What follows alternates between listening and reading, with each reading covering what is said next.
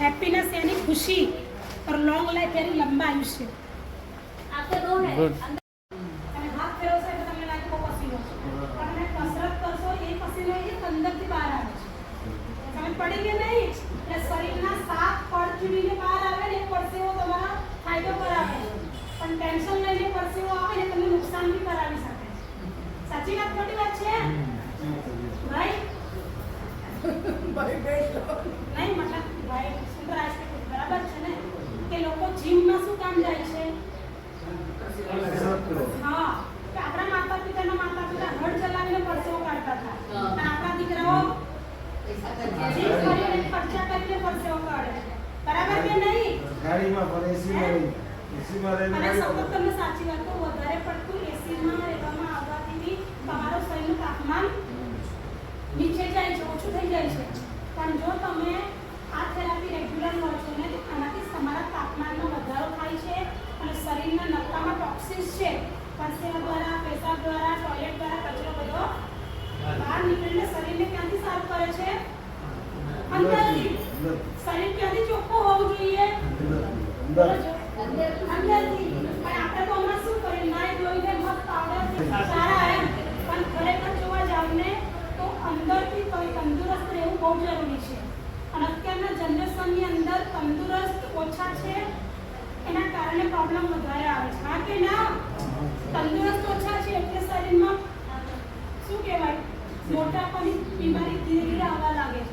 અત્યારે ઓબેસિટી વધારે પ્રમાણમાં જમા થવા લાગે છે શરીર। અત્યારે દરેક બાળકો તમે જોવા જાવ તો અમુક 15 વર્ષની અંદર જ ખટ્ટા બની જાય છે, હા કે ના? પછી એનું વજન જો અત્યારથી 20 વર્ષની ઉંમર પહેલા વધવા લાગે એટલે એમના શરીરની અંદર પછી શું થાય, અમુક હોર્મોન્સનું લેવલ પણ ડાઉન થવા લાગે, અગાડે વાળ સફેદ થવા લાગે, પેટમાં અત્યારથી ગેસ બનવા લાગે છે, પેટમાં અત્યારથી ડાયજેશન બરાબર થતું નથી। કાલે અમારી આજુબાજુની સોસાયટીમાંથી ઘણા બધા લોકો ઓનલાઈન પિઝા રાતના 1:30 વાગે મંગાવેલા। મેં કીધું કે તમે ખાશો ક્યારે, પચશે ક્યારે ને કામ ક્યારે કરશો? હવે પચવાની ક્ષમતા ઓછી હોવાને કારણે શું થાય, દિમાગ ગુસ્સાઓ વધારે પડે, હા કે ના? ગુસ્સો આવે ને શરીરની અંદર, ગુસ્સો ક્યારે આવે?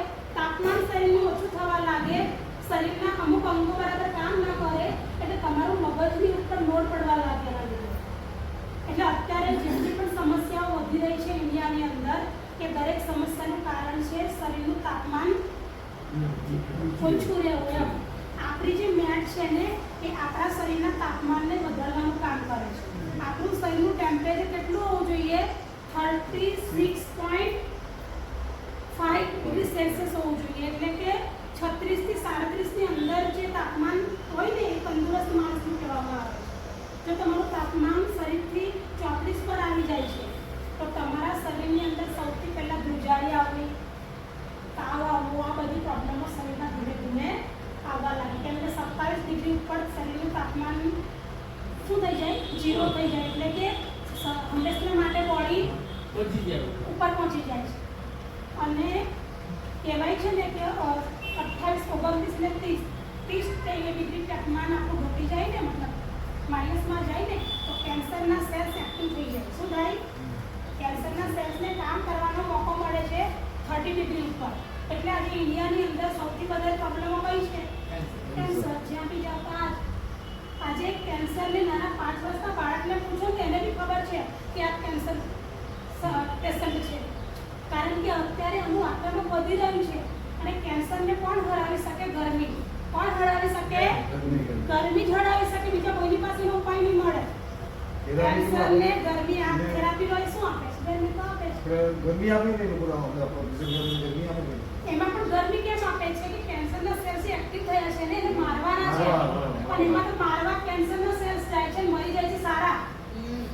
સમજ પડી તમને?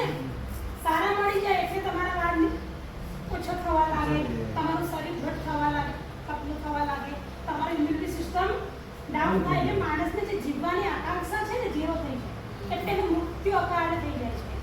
એટલે આપણે પાણી પહેલા પાર બાંધવી ખૂબ જરૂરી છે, પણ આપણે તો શું વિચારીએ, હજુ પાણી આવવાના 4 મહિના વાર છે તો અત્યારથી શું કામ પાર બાંધવી જોઈએ? પણ અત્યારથી જ બાંધો, કેમ કે તમારે તમારા પૌત્ર દીકરા માટે જીવવાનું છે, યાદ રાખજો। હતું કે તમારા દીકરા બહુને એવી તાકાત નથી કે એના બાળકોને સંભાળી શકશે. એટલે તમારે તમારા દીકરાના દીકરાઓ માટે તમારું સારું રહેવું ખૂબ જરૂરી છે. હા કે ના? કેમ કે મૂડી શું કહેવાય, રૂપિયા કરતા વ્યાજ વાલું છે. કેટલા લોકો વાલું છે? સાચું બોલજો. કે તમને તો ખબર છે તમારા દીકરા તો ગમે તેમ કમાઈને આમ તેમ કરી લેશે, પણ તમને તમારા દીકરાના દીકરા વધારે વાલા હોય છે. એના માટે થઈને દાદા દાદીનો પ્રેમ મળે સારો, એના માટે તમારું સ્વાસ્થ્ય સારું રહેવું ખૂબ જરૂરી છે. ખબર પડી? બાકી અત્યારે તો જો કાલે બી કપાલ આવ્યું તો શું કહેવા લાગ્યું, અમને પૂછવા લાગ્યું સગાઈ કરવાની છે, પણ મને કે સગાઈ તો આ વર્ષે થતે મેડમ, પણ સાસુની તબિયત સારી નથી ને મમ્મી લોકો એવું કહે છે કે હમણાં વિચારી પછી કરીશું. એમની કોઈ માતા પિતા નથી ઈચ્છવાના કે પોતાની દીકરી ઘરે જઈને સાસુની સેવા કરે. આ જનરેશનમાં તો બિલકુલ નથી.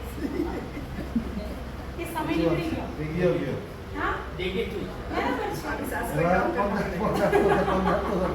એ જમાના ગયા હવે. એટલે હવે હા, હવે તમે જુઓ કે અમે 2 દિવસ પહેલા મહેમાન સાથે દમણ ગયેલા હતા, તો મેં સારા ઘરના વ્યક્તિને નાના બાળકને પેલા સામે ટ્રોલી નથી આવતી પકડીને લઈ જવાનું, તો મેં તરત મેં મારી બહેનને કીધું કે આટલા 6 મહિનાના બાળકને ખરેખર માની હૂંફ જોઈએ.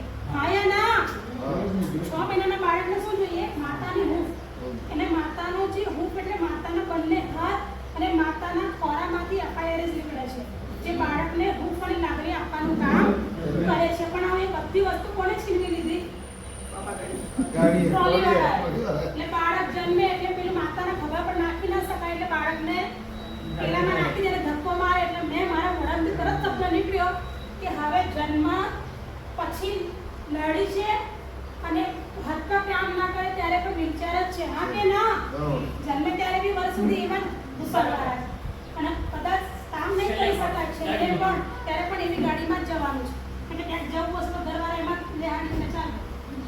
એટલે હવે સમય ખૂબ બદલાઈ ગયો છે, અને અત્યારે આ સદી છેલ્લી સદી છે પ્રેમ આપવાવાળી, જેને પ્રેમ અને લાગણીની વેલ્યુ છે. એમ લાસ્ટ કદાચ મારો દીકરો છે, મારા દીકરાના દીકરા કદાચ પ્રેમને નહીં સમજી શકે.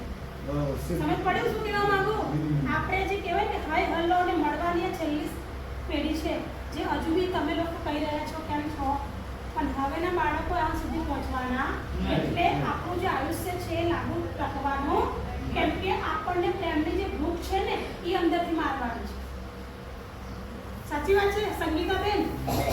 પ્રેમની ભૂખ જે છે ને એટલી ખરાબ હોય છે કે માણસ મેન્ટલી હેલ્થ ખોવી બેસે છે, અને મેન્ટલ હેલ્થના કારણે ફિઝિકલનો પ્રોબ્લેમ આવે છે, અને ફિઝિકલ હેલ્થના કારણે એનું અકાળે મૃત્યુ પણ થાય છે. એટલે આપણે થેરાપી સેન્ટર શાના માટે ખોલ્યા કે તમે લોકો અહીંયા આવો, એક સારી મેન્ટલ હેલ્થ મળે છે, સારા સારા મિત્રો મળે છે, અને ફિઝિકલ બોડી તમારા અને અકાળે મૃત્યુ બી નહીં થાય. સાચી વાત કે નહીં? તમારા બધાના ખૂબ ખૂબ ધન્યવાદ. 5 મિનિટ સાંભળ્યું.